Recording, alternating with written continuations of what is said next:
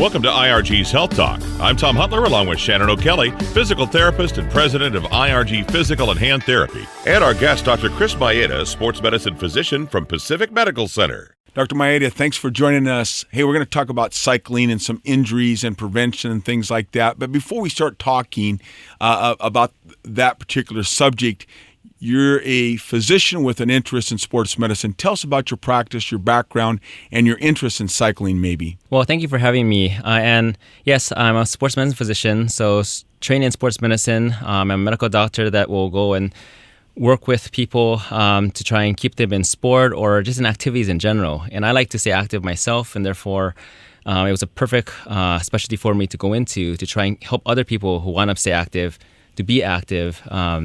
And I found a lot of people who are active, as they get older, their quality of life is better, as long as you stay active. Yeah, you're so right there. I mean, it's interesting. They say the new, what are they saying? That 80 is the new 50, I mean, so many people are active in their later parts of their years or a lot longer. Cycling is one of those things I know for myself, personally speaking. You put the bike in the garage. It sits there all winter long. I mean, we live in the Northwest. It's cold, it's wet, and then all of a sudden the sun comes out, and boy, you want to go out and grab that bike, and the way you go. But there's some things you probably should look at, watch for, and be concerned about, particularly whether you're riding just in the neighborhood or getting ready for a competition, i.e. maybe STP in the summer.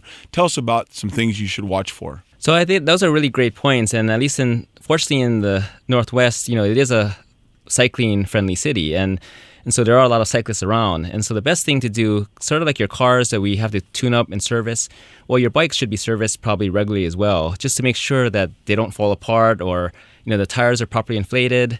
Making sure you use a helmet, because a lot of head injuries can be prevented by just using a helmet. Make sure that it's fitted correctly, particularly for kids, since that's a big part of injuries are in kids that do not wear helmets. And then giving ample time to train for whatever event you're trying to participate in. And that, I think, is the best way of preventing injuries and ending up seeing someone like myself and enjoying just the sport that you like to play. Or ride, I should say. Right. Okay, so some things that kind of bikers are susceptible, I'm sure, because we're kind of sitting in an awkward posture. You're bent forward. You're putting a lot of weight through your forearms and your wrist and up through your shoulders. I mean, what about back pain? That's true. There are a lot of, just because of the ergonomics of cycling, that the back, the neck can be strained just because of that forward position. And so I think what's very important, especially if you're a regular cyclist, to consider having your bike fitted, since the bike should be meant to be fitted to you like anything else. And I think because if you're on the bike for such a long periods of time, particularly for the STP or other races, that you want the bike to be fitted for you, and that I think can prevent a lot of different injuries. Because you're right, being hunched forward can put a lot of strain on the back or the neck, depending on the positioning of the bike. It also depends on what you're riding for as well. So for racing, when they're tucked down more, it can put a lot more stress on the back, versus more commuter bikes are more upright, because that takes less stress off the back. But again, it's not as aerodynamic, and you won't be as fast as a racing bike. Yeah, good points regarding fitting. I know as a physical therapist, and having several of our physical therapists that have an interest in biking, they also specialize in bike fitting, and we have a lot of patients that come to our clinics to have their bike fit, particularly for them. I mean, like you said, you can adjust the seat, raise the handlebars. I mean, ergonomically, you can adjust the bike to fit you for your type of riding. If they don't have access to a clinic or they're just buying a bike, do most bike shops have someone that you should ask about fitting? I think yes. I think a lot of the local shops that especially that are specializing in cycling, yes, they can give you some tips on how to sort of proper seat adjustment or making sure the bike fits for that person, and which then goes along with, you're right, that some of the physical therapists can do this very well, and actually what can be helpful is that the physical therapy, the therapists themselves can actually help with working on biomechanics, because not the bike has to be fitted, but then working on the person's mobility, their strength, and that can all play a part in terms of preventing injuries. Right, and one of the things that we see a lot in physical therapy, if that seat height is not right, you might be flexing your knee too much or too little. And sometimes that deficit in those mechanics of the knee can create what we call patellofemoral dysfunction or chondromalacia, which is an inflammation behind the kneecap. Do you ever see that with patients that come in and you just pick that up because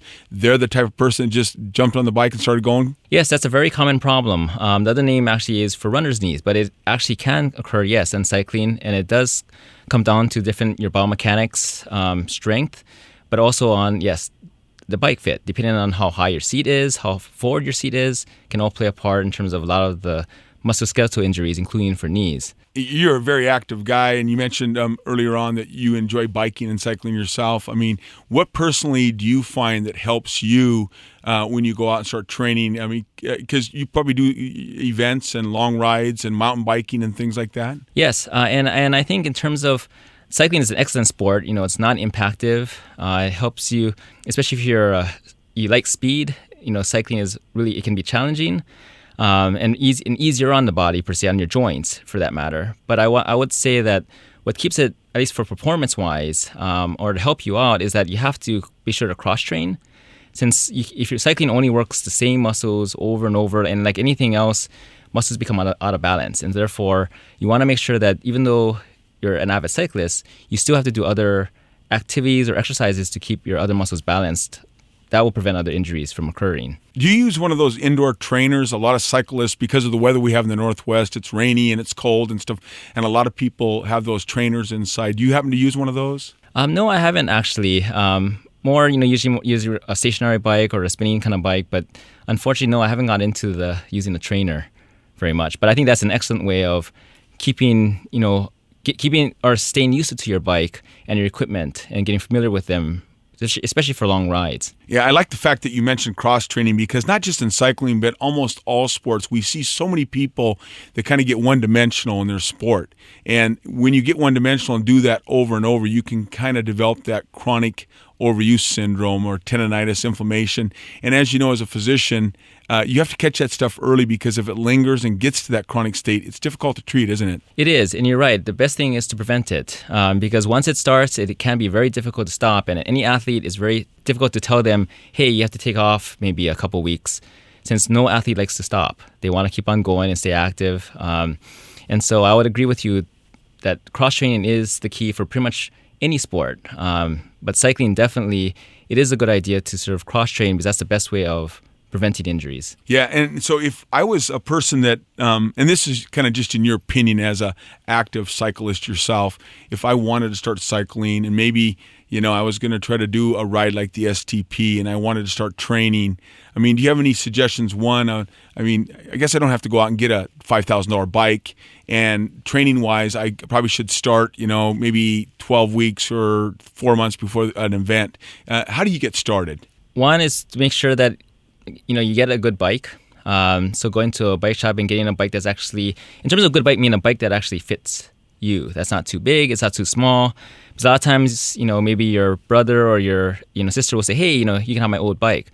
Well, that, depending on their size, it may not actually fit you. So the best thing to do is make sure the bike you're going to ride is actually close to the size that it fits your own body. Doesn't have to be professionally fitted, but it should be at least somewhat close to your body, which most bike shops can kind of tell you, yeah, you'll probably fit this size. And then the other thing would be to start slow. So if anything, start low and go slow. That's the best way of doing it. And so if you're going to increase your mileage, the best rule of thumb is no more than increasing it 10% per week.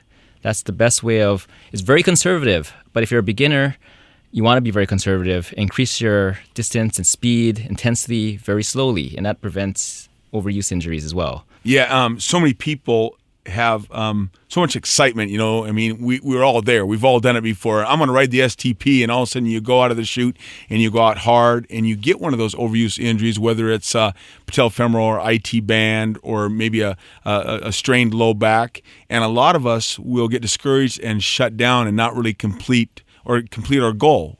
And just because they got out of the chute maybe too fast. Yes, I would definitely agree with you, and that's where a lot of it comes out about, especially after in the new year, when everyone has a New Year's resolution. I'm going to get back in shape, and so the best thing is to really start slow. And so it would mean best time to get on the bike, go for maybe a couple miles to get used to the bike, but then on the other days stretch, start to try and cross-train, find something else, maybe yoga, some strength training, just something different, just to kind of help keep the muscles balanced. But then as you keep increasing your mileage on the bike, it will help prevent other injuries. Since you're doing other things as well, it will help slow your progression. Good stuff. As I sit here and talk to you, I'm thinking about getting my bike out and starting to ride. If anybody had any questions or other sports type injuries that they wanted to ask you about, how would they get a hold of you? Reach me at 206-505-1001 or at pacmed.org. Thank you. Thank you. If you would like more information on this topic, as well as how to contact Dr. Chris Maeda, go to pacificmedicalcenters.org or irgpt.com and click on the Health Experts tab.